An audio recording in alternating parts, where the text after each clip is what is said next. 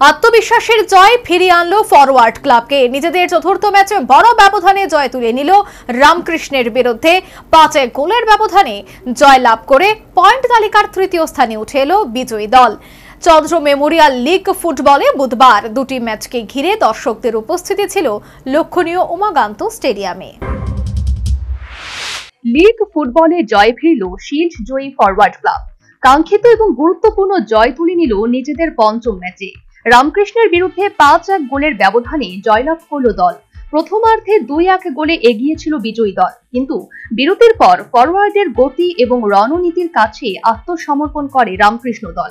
একাধিক গোলের সুযোগ তৈরি করলেও তা গোলে পরিণত করতে পারেনি দলীয় ফুটবলাররা। প্রথমার্ধের অন্তিম সময়ে বিক্রম সিংহের অনবদ্য স্বয়ং ভলি রামকৃষ্ণ গোলরক্ষককে পরাস্ত করে জালে জড়িয়ে যায়। দলীয় কোচ এবং ফুটবলাররা তা মেনে নিতে পারেনি।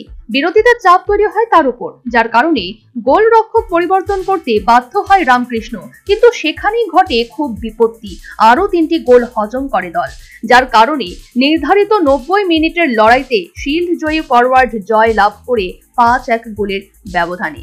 ম্যাচ জেতার পর দলীয় কোচ সুভাষ বোস জানিয়েছেন, সুপার লিগের যাওয়ার ক্ষেত্রে এই জয় অতি গুরুত্বপূর্ণ ছিল। তবে বড় ব্যবধানে জয় আগামী ম্যাচগুলিতে দলীয় ফুটবলারদের আত্মবিশ্বাসকে আরো বাড়িয়ে দিল বলে তিনি মনে করেন। সুপার ব্লু যেতে গেলে প্রত্যেকটি ম্যাচই ভাইটাল।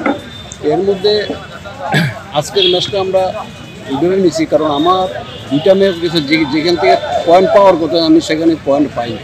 কারণ সুপার ব্লু যেতে গেলে আজকের ম্যাচটা আমার কাছে খুব গুরুত্বপূর্ণ, আর একটা বিগ মার্জিন জেতাতে আমার টিমটা বুস্ট হবে, নেক্সট ম্যাচ খেলতে আমার সুবিধা। অপরদিকে দলীয় ফুটবলারদের পারফরমেন্সে খুশি হলেও দলীয় গোলরক্ষকের ব্যর্থতাকে এই পরাজয়ের মূল কারণ বলে বর্ণনা করেন রামকৃষ্ণ কোচ। সবাই ভালো খেলেছে, শুধু গোলকিপার একটা গোল একদম বাজে খেয়েছে, ওইটার উপরে মরাল ডাউন হয়ে গেছে সবাই।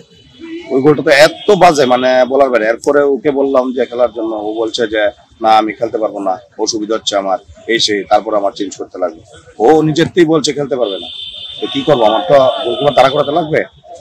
ও ওই গোলটা এত বাজে খেয়েছে, এরপর ওই খেলা পুরো টান হয়ে গেছে। না হলে আমরা এত গোল খেতাম না, রেজাল্ট এমন হতো না। অন্যদিকে দিনের অপর একটি ম্যাচে 4-1 গোলের ব্যবধানে জয়লাভ করে ব্লাড মাউথ ক্লাব সুপার লিগের দৌড়ে নিজেদের আশা বাঁচিয়ে রেখে যায়। তবে দিনের 2টি ম্যাচে প্রত্যাশা অনুযায়ী ফুটবল প্রেমীদের আকর্ষণ পরিলক্ষিত হয়নি উমাকান্ত মাঠে। Bureau report, news vanguard.